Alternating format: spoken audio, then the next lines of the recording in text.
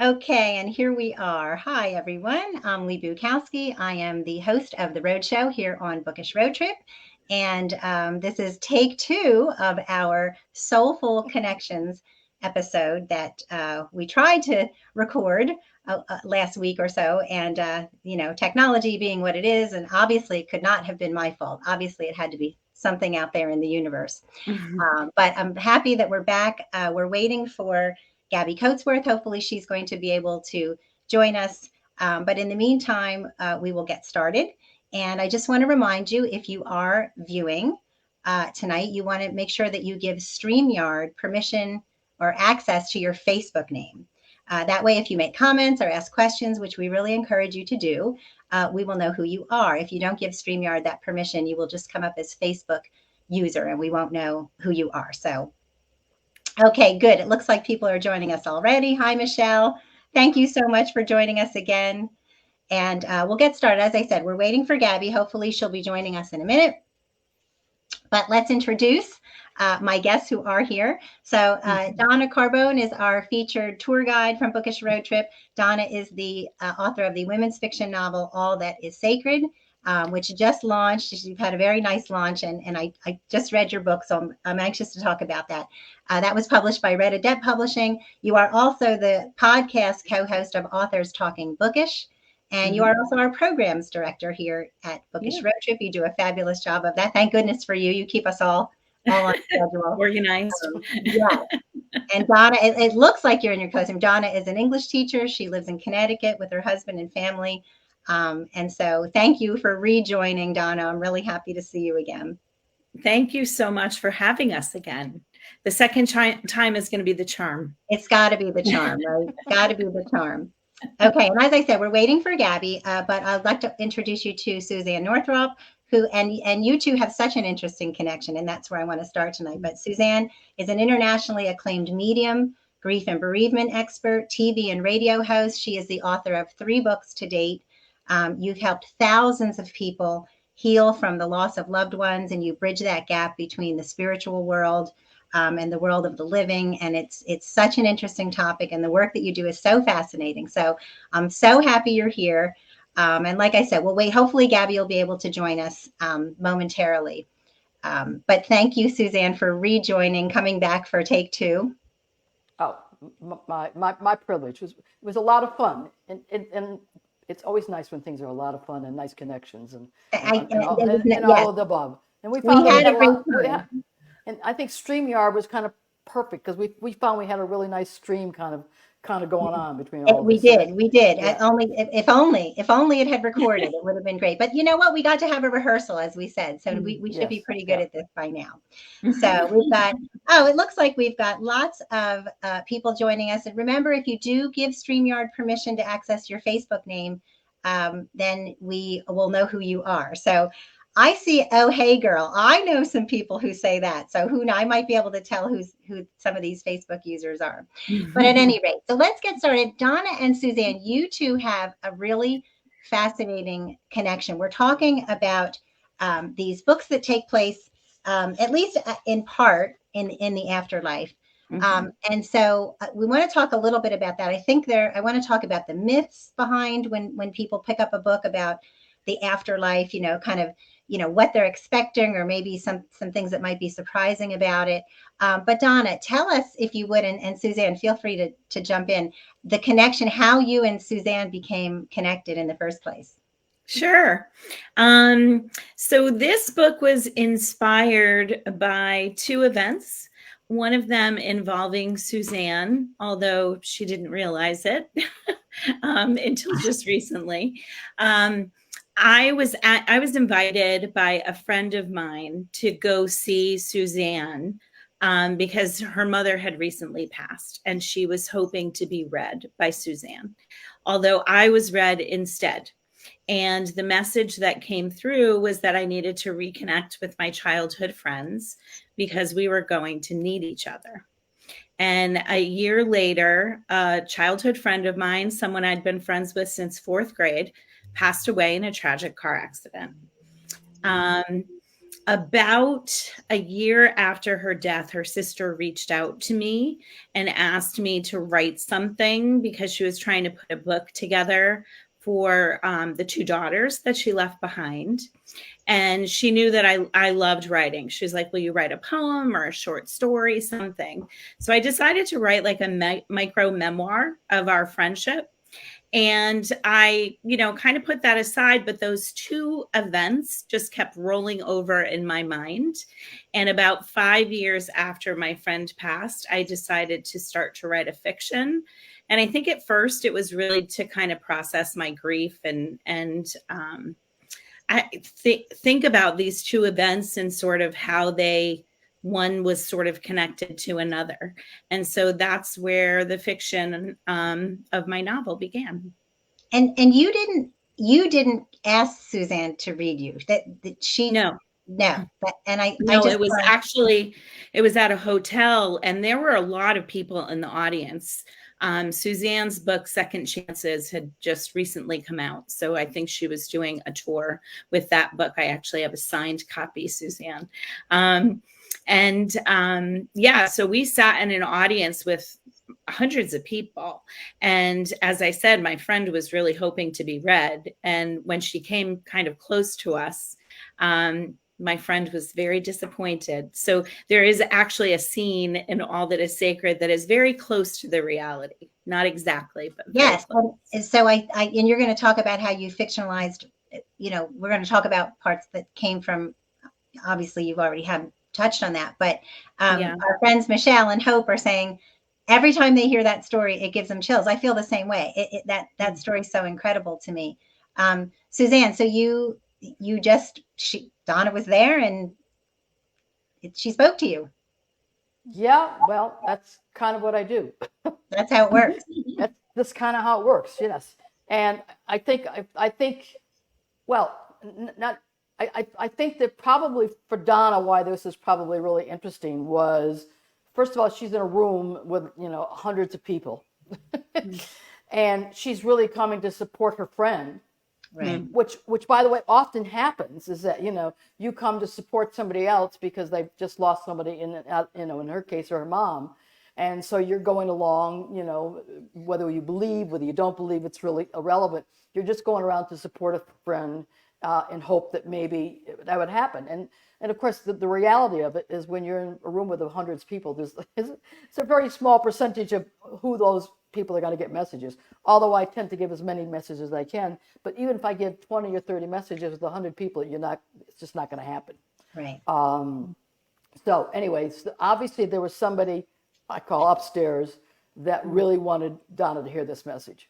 And probably for a whole lot of different reasons. I mean, I know it was because of the connection to her friend, but I would probably like to sort of say that it might have had to do with maybe part of her path, part of, since the fact that, you might have always wanted to write, but maybe this instilled you to, put that whole experience of the emotions of it and your life and your connection with this person that you grow up, when you grow up with people and stuff like that happens. I find that people that lose,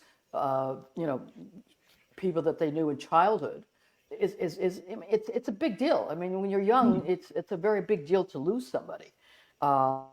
It's pretty impactful, and it does really. I find more and more from the years of doing what I do that it follows you a lot of your life, and so and I think that because of your connection, you were actually honoring her. That's kind of my sense of how you ended up taking one to the next place that you do.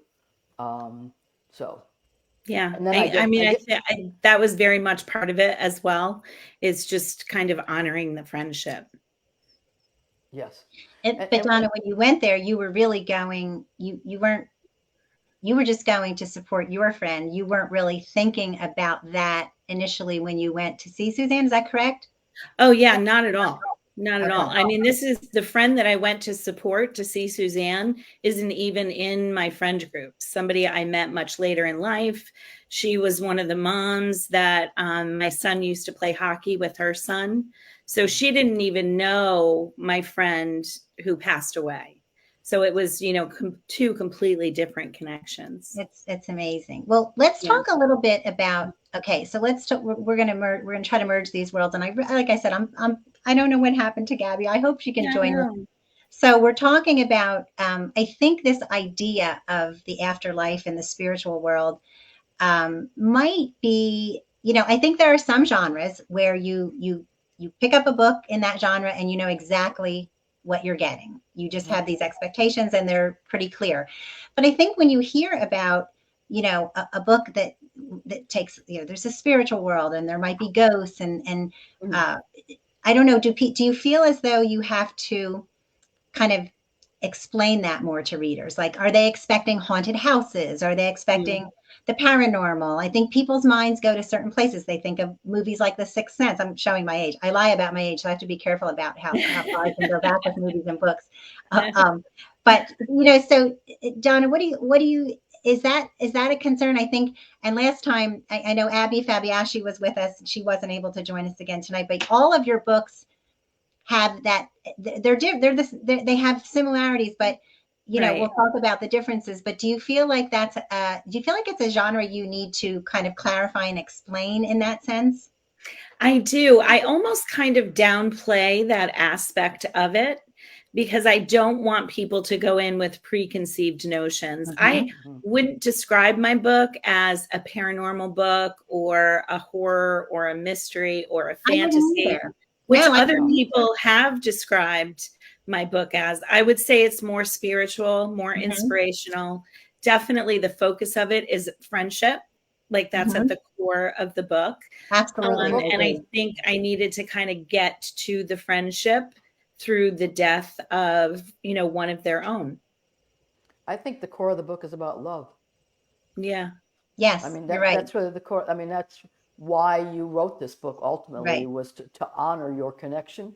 And one of the things that I've learned in doing what I've done for a long time is that many, particularly moms, write books after they've lost their children.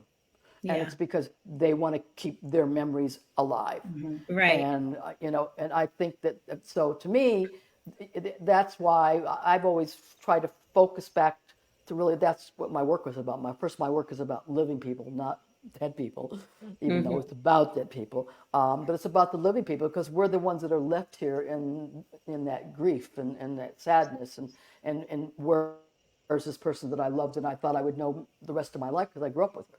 And so that's kind of really what it is. But I'm going to do one quick insert here so I don't reveal Lee's age. Is that when the Sixth Sense came out, I don't think that there was a television show that I was not on. I mean, I was on MSNBC. I was you name it, and documentaries, documentaries, and I was on all kinds of shows at that time. Because I was called, interesting enough, as an expert.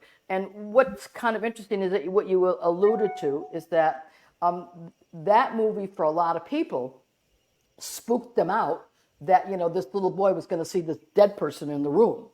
And, and were you going to say something? I was just going to, I was going to ask you to, that was going to be my next question. So I don't mean to interrupt you, but I wondered how many people feel spooked or even scared. And the way you describe it and you talk about your work and you talk about, it really is about love. And it's really about the people who are left here. We're the ones grieving and in pain.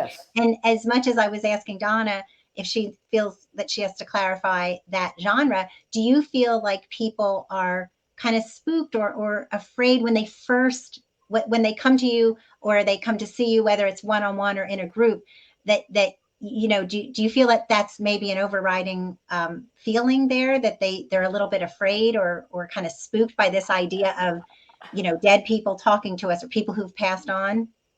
No, I don't think they're coming for that reason. They're coming because they want to connect to somebody that they love with, period. I think that's pretty straightforward. That's pretty much it. And one of the things that, that was always so strong with me in that movie was that I knew immediately that he was dead. Why did I know that immediately? Because everything was being talked about around him, not to him. And since, the theme is this little boy talked to dead people, it was pretty obvious to me that he was the only one that saw him and no one else did see him. And what you did is you saw all the people around him kind of falling apart. So like I said, this, Bruce Willis is like, he's not, whatever his name was in the movie. I said, he's not here. And so that was really clear. So, but they didn't, what I think that I don't remember because the movie was so long ago. I don't think they showed the little boy having, freaked out issues. It was really more of the misunderstanding of what he was able to see and other people are not able to see and do. And to him, it was very clear venue that this man needed somebody to talk to because he didn't know he was dead. He thought he was still alive. So it really shows the premise is that, the consciousness, soul, whatever you call it, goes on, and that continuum is really what happens. And so, if you've ever read any kind of studies, they have a thing that's called Bardo, which they say is the place that's in between, and there's all kinds of like levels. But if you think about when you leave your house, but there's still energy, whatever, and that's sometimes what people feel when they move into people's houses because it's all about energy. Like scientists, they know we don't die, they just don't know where we go. That's been done in the law of thermodynamics for a long time. So it's all about that energy. And but I don't remember them showing the little boy being freaked out. It was just like, and children, by the way, it's very natural. Children see, I wish I could tell you how many houses that I've gone to in my years that I used to go to houses. And the little boy would, where they point the pictures on the wall. And then that was like the grandfather that was dead or the and it's natural for them. They only have a bad experience if they've had, the adults spook them out. Really, that's the truth. And is that why children, why it is so natural for them? Because, and you talked a little bit about this last time, you talked about this world feeling unsafe and, this world, let's face it, this world's a mess. So is it the fact that it's a world where they're not afraid because there's nothing, they don't have anything to be afraid of. Right. Well, first of all, there's 2 points. They've actually just done some recent studies over the last few years, which I knew a long time ago, is that they've discovered in scientific studies that children up to the age of, I'd say 5 or 6, they don't differentiate between this world and the other world. It's how their brains are wired. I don't understand it exactly, but they have done these studies now. So because of that, during that age is very often when children are visited by their loved ones or whomever that's crossed over.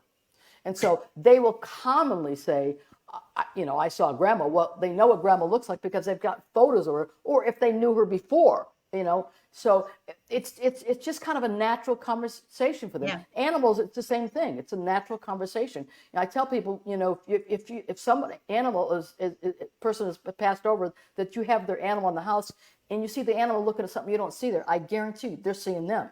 Because they operate on that level. Yeah. So that's kind of the whole thing. And I know many children that have had these experiences younger, but as they get older, they often lose it. And then they're always kind of upset about it because it's just how it sort of like happens.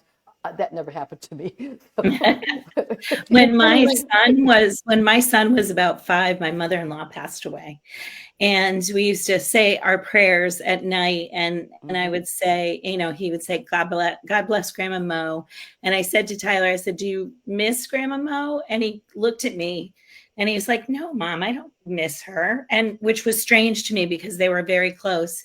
And he goes, I see her every night. And he points up like towards the ceiling. And he's like, she's with all the pretty white ladies dancing. There you go.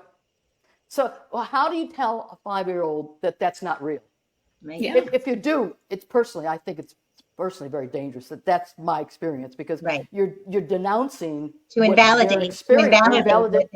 You're invalidating their experience. Right. Yeah. And and that's what happens when children see things in life, regardless of what it is, and the parent says, "Oh, that's not real. You made it up."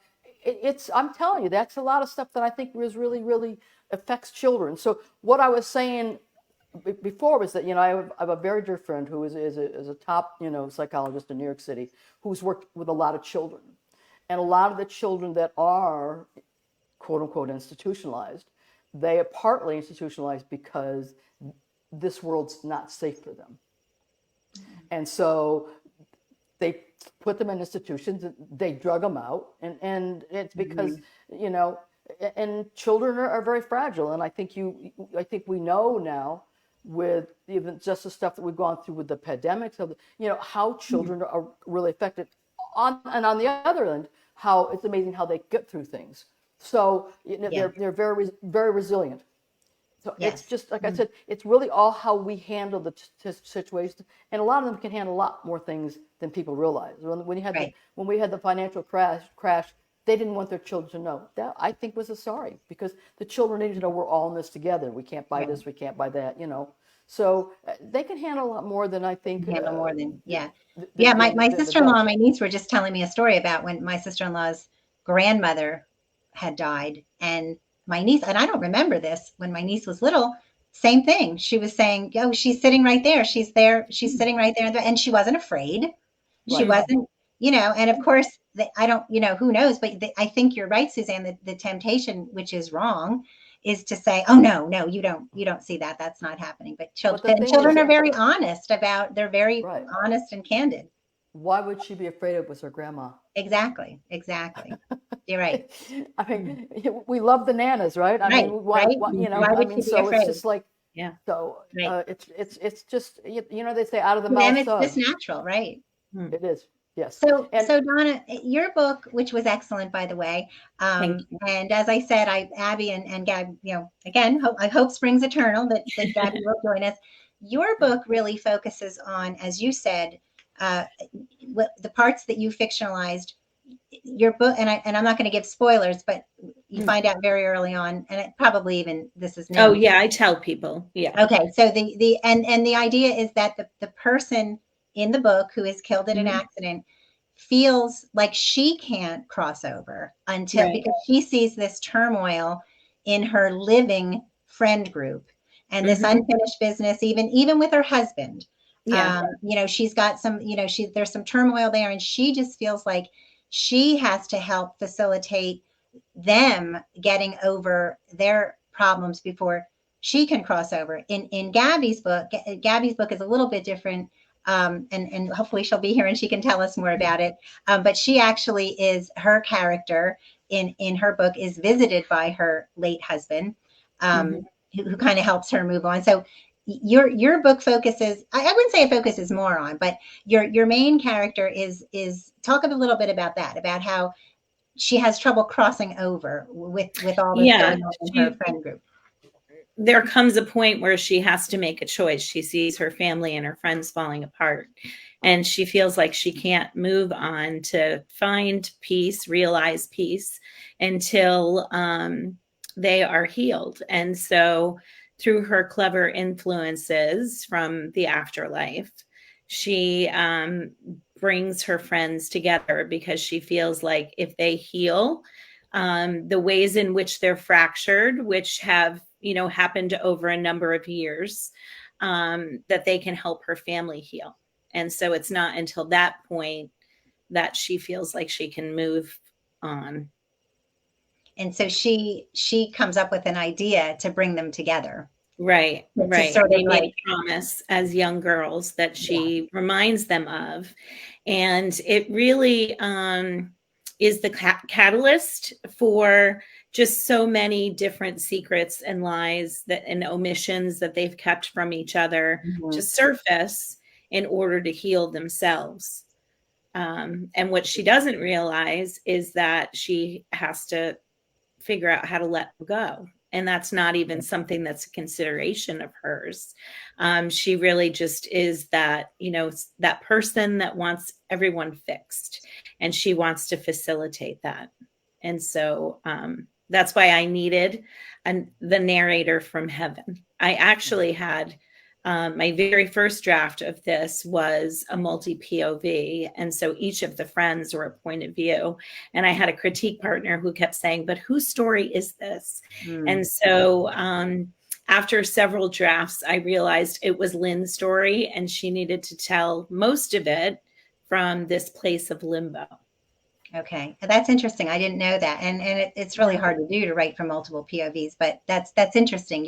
So you had decided really it was her story. Yeah. So Suzane, I think that's kind of what you were talking about. I think you had said something last time that I remember that stayed with me, that it really is, the dead feel it's their responsibility to make sure we're okay. Yes. Because they love us and they know we're grieving. Right. And they know we're grieving, and that's why they visit us. Mm-hmm. And that's actually, believe it or not, that is the responsibility in their job once they cross over, to visit us in any way that they can, to let us know they're okay, to have us be okay. Now, they do this varieties of ways. You know, I mean, I'm sure you all know the number one way is dreams, feeling, smelling them, sensing them. Technology. Technology, right? Exactly. Yeah. Phones ringing and all that. You know, they will do their part. Our part is to receive it, and which means like not to poo-poo it. And I know this is really hard for people to do. Like, was that really them? Was that really my mom's smell? Was that really, you know? And what happens is that once it happens, we make a decision at that moment to embrace it, bring it into your heart, or poo-poo it. And then when you do that, what happens is that you're shutting that door. And so once you can bring that in, let me tell you, the sky is the limit, because then you'll know that they've come to you. You'll know that that's a message for them. You'll know that that's the way they're making their addressment to you.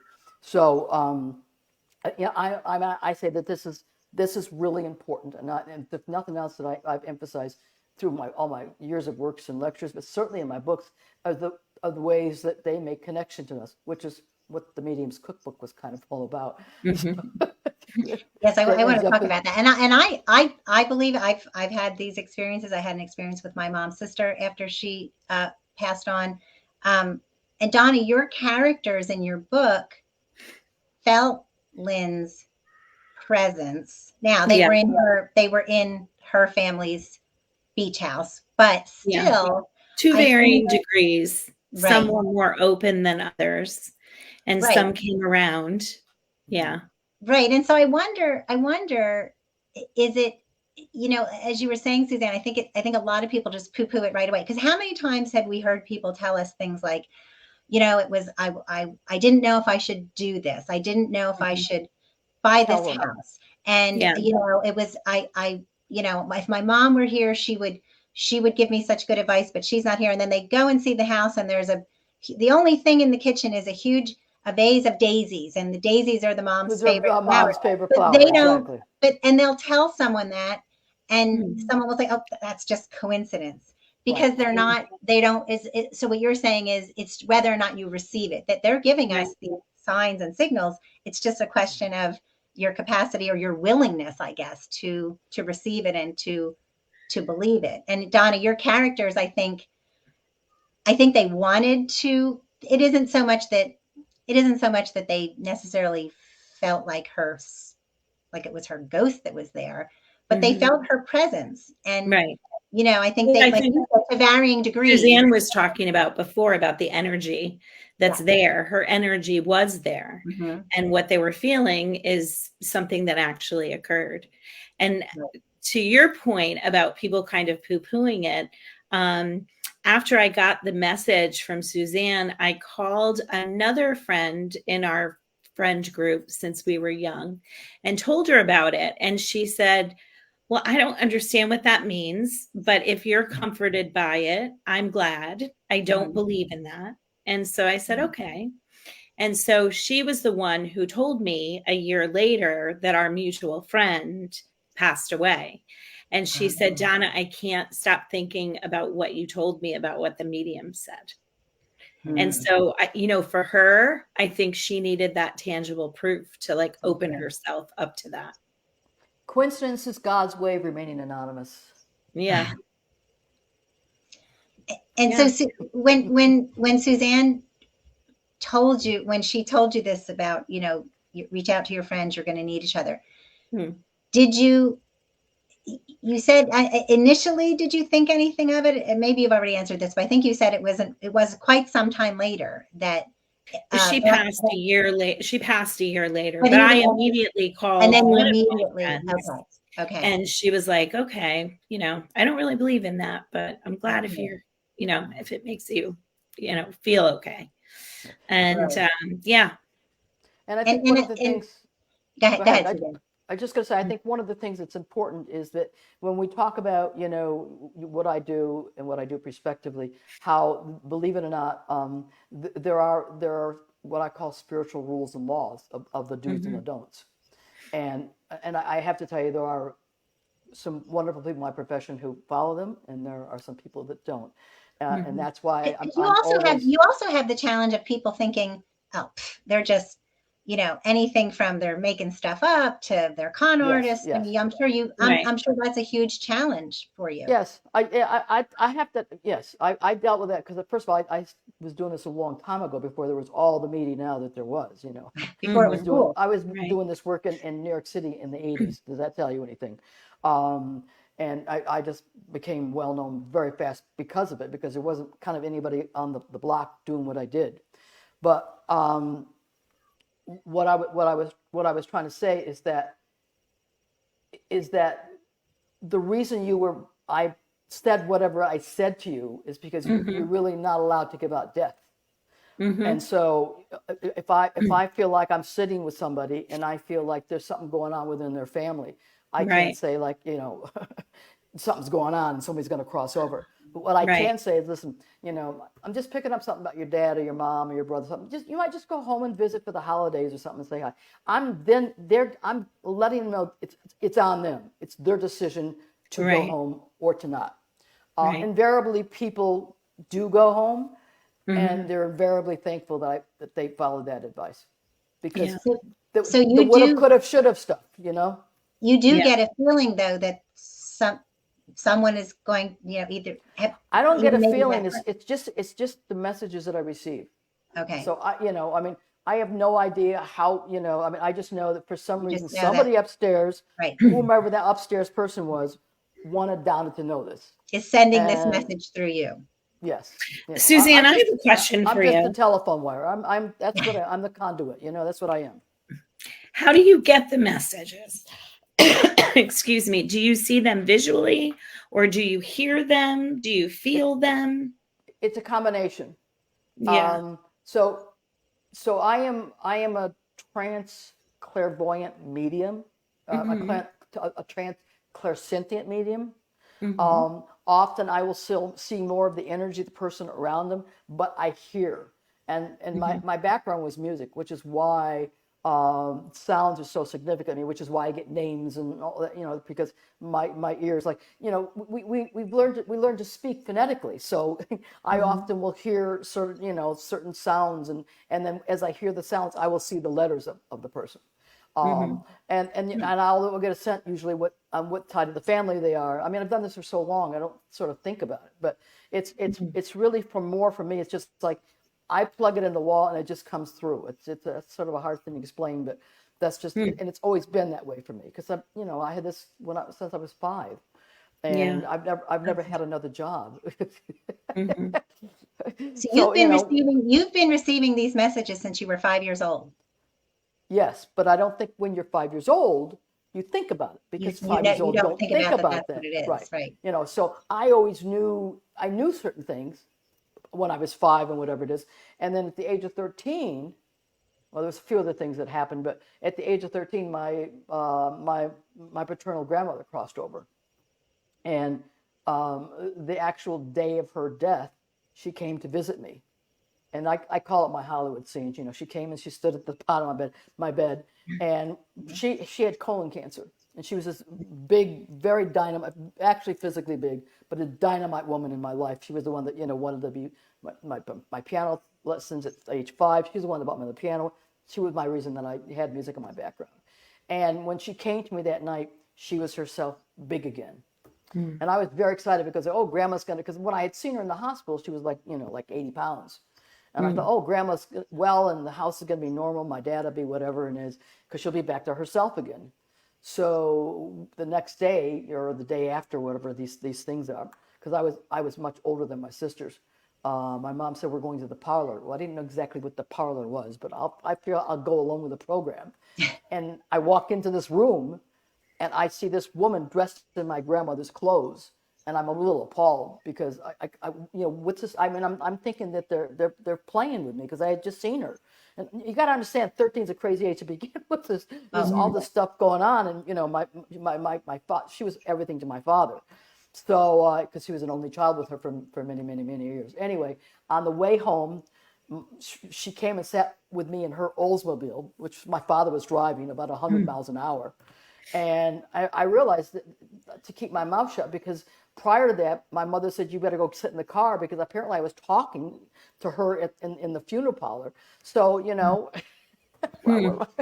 so that was my experience. And so to me, is that when you first realized at 13 that wait a minute, I'm getting these messages from these people who have crossed. I don't know if I realized it all at that point, but what I did know is that my grandmother looked better than she had when the last time I saw her. Mm-hmm. And my image of that was so strong. So I said, if every single person saw somebody in their life that was ill, and then they saw them well, they would have a whole different idea about death. Yeah. And so, you're impressionable at that age. And then, of course, the house turned upside down from then on in. I mean, it was just never, the house was never put back together, so to speak. Yeah. So, and then the minute I could leave home, I did. And I moved to New York City, and I'd go out on dates, and the dead relatives would show up. It wasn't great for relationships, but I kind of I was trying to figure it out, and there wasn't a lot, those years that there wasn't out there what there is now. Right. But I did figure it out. And I had a lot of friends who were interesting enough that were shrinks, or studying to be shrinks. And they knew I was different, but they did not think I was crazy. They just didn't know what to do with it. So, right. They didn't quite understand it. They didn't think you were crazy, but they didn't quite understand it. Right. Yes. So but it did get to a point where it became extremely overwhelming. And I was living with this guy at the time, and he goes, if I don't get you out of New York, they're going to lock you up. So he took me to California, where all the other crazy people are. And then after a period of that, I finally actually ended up, believe it or not, moving to the country and living with electricity and water for about 3 years, and figured it out on my own. That's amazing. That's how I got from A to B to C to D, so to speak. Okay. I mean, it's just, you have such a fascinating background. So Donna, do you think, you say you've always loved to write? You're an English teacher. I myself am a recovering English teacher. And so, do you think that had you not had this experience, because this is your debut? I know you'll write more. I hope you'll write more. I actually do have another book coming out next year. That's right. And you'll have to tell us it's not about the afterlife at all. People ask me if it's like a sequel or right. I know. People always ask me that too. And same with my second one. But so do you think that, I mean, was this really the catalyst for you to say, you know what, this story needs to be told. I am going to do this. I am going to. Yes. I felt very much that this was like my passion project. And I wanted to do it as much for me, like to prove to myself that this is a good story, as much as I wanted to honor my friend and honor my belief that, people here on earth and people in the afterlife are still connected. That we're all connected. And like Suzane said earlier, I don't believe in coincidences. I don't think that anything happens by accident. I think things are all connected, and we might not understand what that is in the moment, but I think eventually we will. Yeah, I think, it's tempting to think it's coincidence, because that's just easier. But that's my book. Everything happens for a reason. Yeah. Tell us, and so tell us, Suzane, about and where are we? I think we have time. Tell us about so you have the and then Donna, I want you to tell us about your next book if you want to. Sure. Just give us a little teaser. But Suzane, so you have Everything Happens for a Reason, and then you have your cookbook. Tell us about those books. Okay, well, my first book was actually second chance from 2 other books. Right. That's right. You were telling us that before. I was thinking you were telling us that when we were on air, but okay. So Second Chance was actually my first book that came out after I told you Random House picked up my paperback and the other book. Right.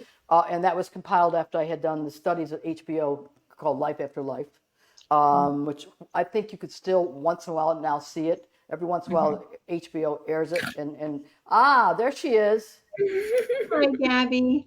We missed you. I'm sorry, I had some technical difficulties here, and I couldn't that seems to be the theme. Well, take a deep breath. We're glad you're here. Well, we definitely have some time. We want to talk to you about your book. We're very glad that you're here. But Suzane, you were telling us a little bit about your books. Well, so I'm just saying, so that's how the Second Chance came out. And I told you, I did the edition when I did the HBO special, like Afterlife, which is actually quite, and Linda Ellaby did it, and with her company, Lucky Duck. It was another one I did. We did a big thing at HBO and MSNBC, and it got pretty good play considering the topic.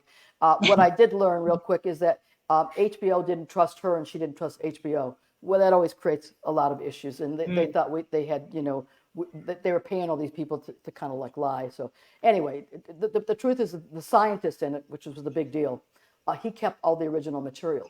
So HBO, he owned it. He wouldn't give it to them.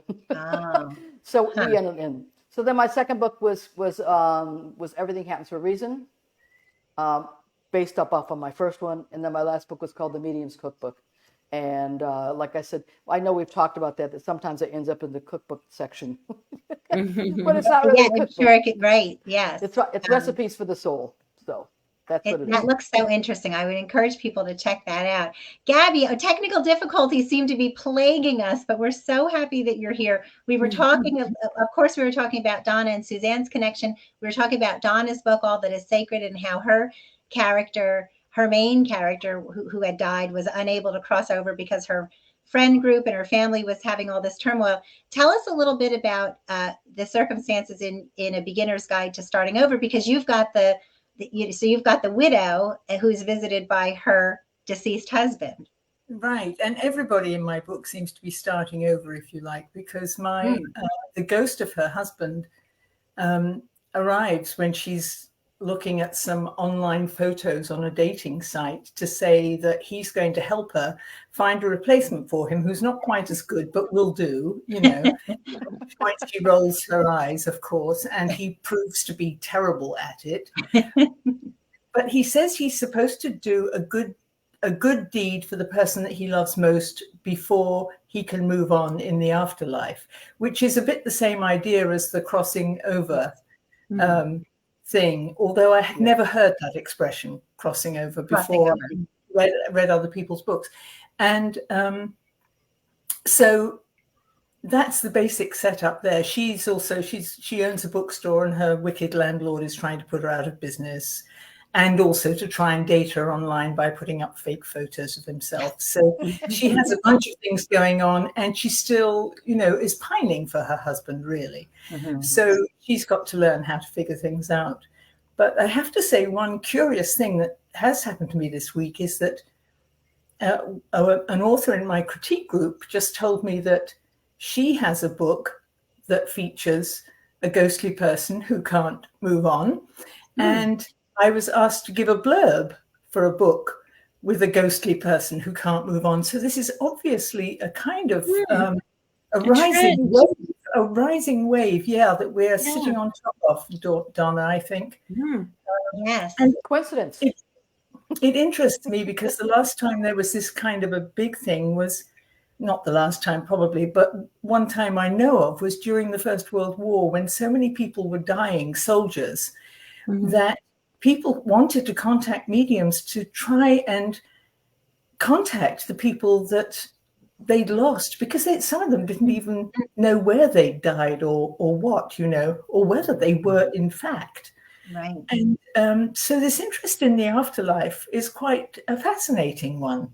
And I think what you're talking about in your book, which I'm anxious to read, Suzane talks about how it's really the responsibility of those who have crossed over to help the living, because the living, we're the ones here, we're in pain, we're grieving. So that's really what your character's husband is trying to do. Although it sounds like it's a very humorous, like you say, he's not very good at it, but he's trying to, help his widow.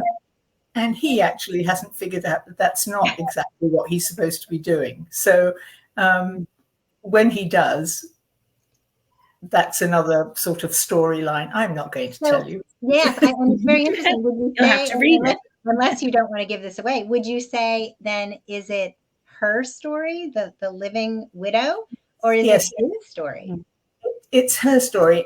Her But he's an important character, and I like him very much because he's really doing his best, and he's a little bit incompetent here and there, but he was always doing his best, and but he's trying to do the wrong thing. She, on the other hand, knows that she's got to save her bookstore, and her friends are telling her it's time for her to start dating again, because she's young. She's not even 50 yet. And so she's got all these areas in which she needs to move on and isn't used to sort of taking charge of her own life. She's kind of coasted for a while here. And that's her lesson to learn, is how to do that. And she thinks she has to do it all on her own. I think I would like the husband. He sounds like me. He's doing his best, but he's just a little bit incompetent. So I think I could definitely relate to him. They say there's a bit of every author in every character. So. I agree with that, yes. Suzanne, were you going to say something? Yeah, I was going to say, Gabi, I think I mentioned this the last time. Our friend in London, Mr. Sherlock, in real life, he lost a son in the war. Right. Oh, yeah. And not a lot of people know this part of him. They don't know that this part of him was all about, the afterlife and metaphysics and all he did. And I was telling you, he bought that place in Parliament. And that's really what that was about, is that, Mr. Sherlock Holmes, everybody knew was a detective. Meanwhile, his wife was sitting home talking to his dead son. And that impelled him to do what he did to create this whole place and he knew all kinds of mediums from all over the world and how he did that. So it was really, again, based on that sense of love during the war and losing so many soldiers. And what inspired during that time, because I know even in the States during the Civil War, when there was I've always said that was one of the major places in this country where you had what they called a lot of ghosts. They were because they were these young men that were hiding out in barns from the enemy, but did not realize that they were dead. You only have to walk through Gettysburg to feel, to see exactly what I'm talking about. Yes, so they did medium rescue missions on helping them make their transition over. So and I wonder if the draw to connect, it seems, and it's so, loss is loss. We talked about this before, but this idea, it does seem so much more heartbreaking. Certainly losing a child has to be the worst thing. But when people die young or unexpectedly, and Gabi, as you say in your book, the woman is not even 50. Donna, in your book and in real life, your friend, but then also the characters in your book are younger. And so I wonder then, is that draw to connect? I don't know. Does it make the living believe more? Does it make, I don't know. Does the person who's crossed over feel more of a responsibility to reach out because they were taken young, or it just doesn't matter? Loss is loss. It doesn't matter, because I have had people that have sat on my couch that their mothers were gone 50 years before, and they still grieve over. And they still grieve every day. Yes. And I used to think that, and I think I have mentioned this before, that to me, I always thought losing a child was kind of on the top of the list. And then after years of doing the work, I realized that it's all individual. Everybody's pain and everybody's loss is individual to them. So you can't say one is even greater. So I that was a kind of a lesson for me, because I always put children on that. I think you're right. And I think because no one expects to outlive their children. But as you're saying, it doesn't mean that. I can truly appreciate when you say you have people whose loved ones are deceased for 50 years or more, and every single day they still grieve for them. So it's such an individual experience. I don't know. Gabi just said that about the soldiers in the war, and you made reference to that. I don't know if Donna agrees with me, but I do think that part of this is to do with an unexpected death or an unanticipated death, because there isn't that time to finish the business. There's the closure. Yeah. Yes. Do you think that's right, Donna? Because that's my character. I would agree. I think loss is hard no matter what, but I've lost many people unexpectedly, and I've lost many people expectedly, and I don't think you miss them anymore. But I do think that there is that time period of the shock that has to wear off. Whereas if you see someone sick and ailing, you almost wish for their death because you wish them to be out of the pain and the misery that they've been living with. Right. So I think in that way, it's a little bit different. When you do have time to say goodbye, which, I think that makes some kind of a difference. Although, I don't know, I'm sure people here feel the same way. I've met many people who've told me, as I do, that they live with the people that have gone. They're inside them. I think I said last time that I hear my sister going, we shouldn't wear as much makeup as we get older. She was like 30 at the time. I was wearing bright blue liner, but I still hear that voice in my head when I'm putting on a bit of eyeshadow. Like, should I be Susan? Should I be doing this? And that's the energy, Suzane, I guess, that you talk about. They're really, that's why I think you say, and I think you're all, I can relate to what you're all saying, is that you don't miss them anymore any less. But you certainly, if there's a sense of closure, you get to say the things, but I think But I think also, to hear your sister saying those things is her energy. Yeah. Exactly. Absolutely. And that was 25 years ago. I also think that what also impels us to do this, if we haven't, is that when we do lose somebody like that, if it does nothing else, it lets you know to say whatever you need to say, whomever you need to say it with, because life changes on a dime. Because you never know. So if you don't go out the door and have an argument, if somebody would, and then something happens, I'm telling you, that will stay with them forever. I mean, I see that all the time. Like, he went out to this the other day, the person went to the store, said, I'll be right back home, didn't come back home. So make sure. Or you're angry, and the last thing you say to a person is something negative or nasty, and then that is harder to live with. Oh, I had one client that had lost, he had his daughter was one of the mass shootings, but he said it was devastating to him. But he said, but you know what? My daughter never left the house in the morning. I didn't tell her I loved her, and that stayed with him. That he knew that when she went to school, Daddy loved her. Right. And I'm not saying he didn't grieve like anybody else, but he knew his daughter loved him when she made that transition. Gave him a little bit more. And there's something very powerful. I think there's something that's very powerful in that. I do too. Well, let's see. Let's talk about. So, Donna, you said you have another book that's coming out next year. Would you want to tell us a little bit about that? I do. I'll give you a little sneak peek. It's called Of Lies and Honey, and it is a 3-person POV on two different time periods.